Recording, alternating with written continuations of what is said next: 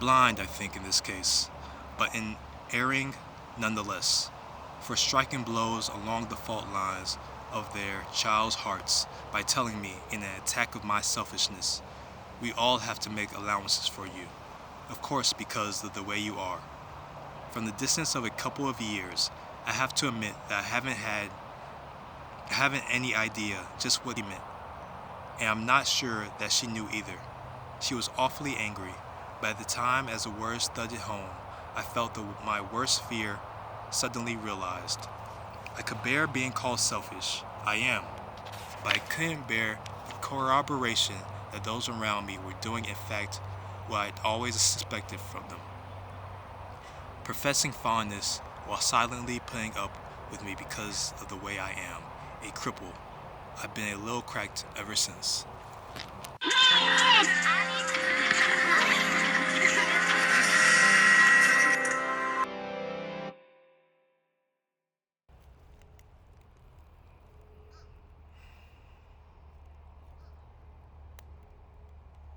Subscribe.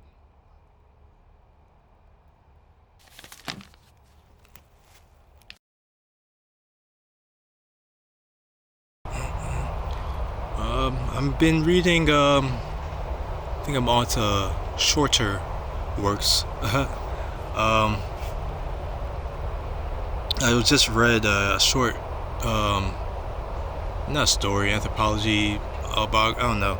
It's by Nancy Mairs. It's on being a cripple.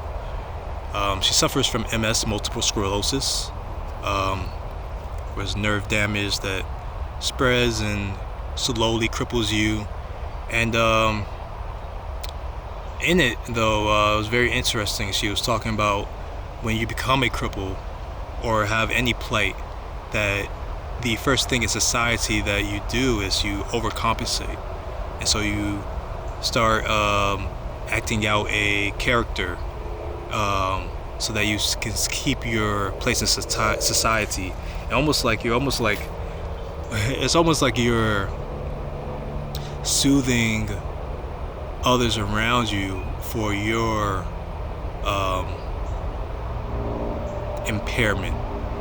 She mirrors it to like chubby fat people being jolly, so that they're people want to be around them more, or into like one unattractive trying to be smart so that they're useful to.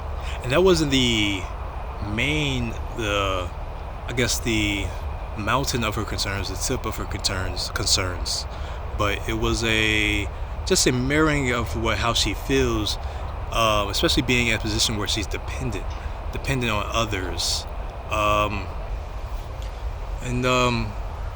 so that's how she describes and feels, and is almost terrified of her state of dependency. And with dependency, and with her being dependent and looking at it without separating ourselves, if you're not crippled, from her, without using that as a, I guess, stake in a road, we can see that as everyone has that challenge. You can look at social media, and the idea of social media bringing us together, either on a platform or on a train of thought. It was quickly shown, or it quickly seen, that we're separated, and it's very honest in how we're separated, who's we're separated by. You can't sit in your own community. You can, especially with algorithms now, but you can't sit in your own community and feel isolated where you're not privy to the spaces that you're not in, or not have access to, or not welcome to. And that's another, and I think that's the theme of being welcomed. In her state, she wants to be welcomed by her family, and continue to be welcomed, and not seeing it as a hindrance, because you want to be welcomed, and at least you want to be tolerated, but you don't really want to be tolerated, because toleration is too close to disdain. And if you're disdained, even tolerated, you're one step away from being isolated. And I think that's very important for us to realize as we continue, especially right now, as we continue, things are changing so fast, and I think we're realizing that being part of society, we have to be active in what we want around us, and what we want to build, and what we want to teach and consume and continue to give life to. Yeah, it's all about.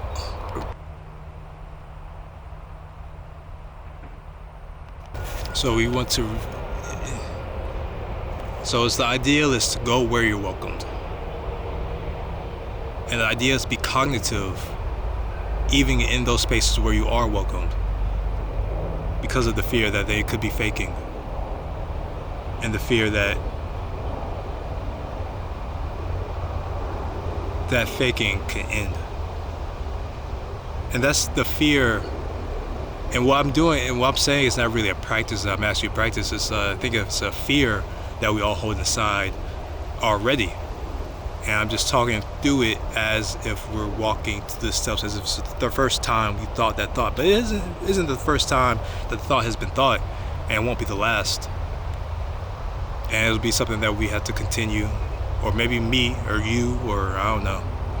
I was talking from where this comes from. But yeah. Because if you're not welcomed and you're tolerated, then the things you have to provide won't be welcomed either. And so it'll be even tougher to put you in position where you are welcomed, or you can really contribute to whatever you're part of. Because you're tolerated, your ideas are going to be thrown out because you're here. So you should be good with that. Your wants will be set to the side. To be welcomed is also to be heard and listened to. And I think those are the different things, especially Mairs, with her being crippled. It's like, me being crippled, am I still here as a person, or am I just the cripple? Am I a disease now?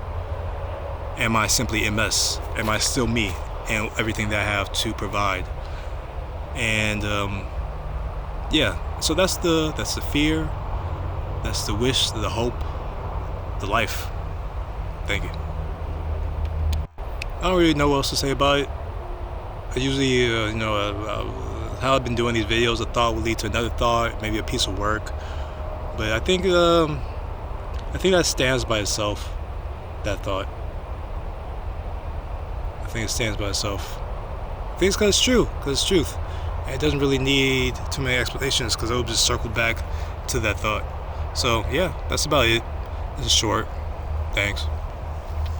And I think that's very it's just like another avenue of perception into where we are today, because we're looking at people, especially through social media. We've all seen a lot more context of how people live and the different.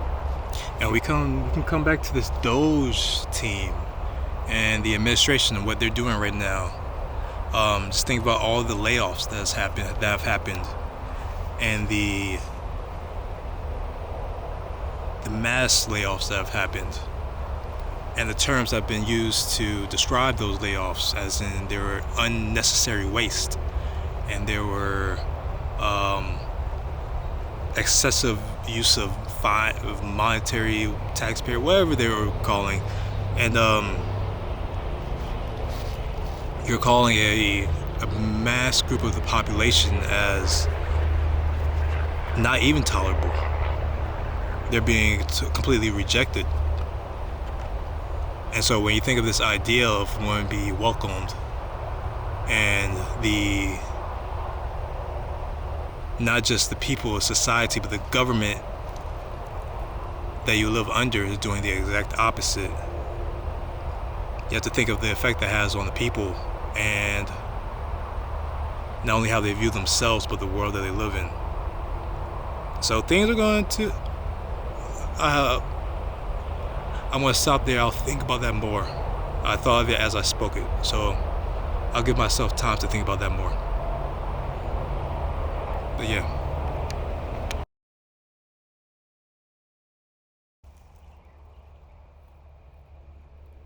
Subscribe.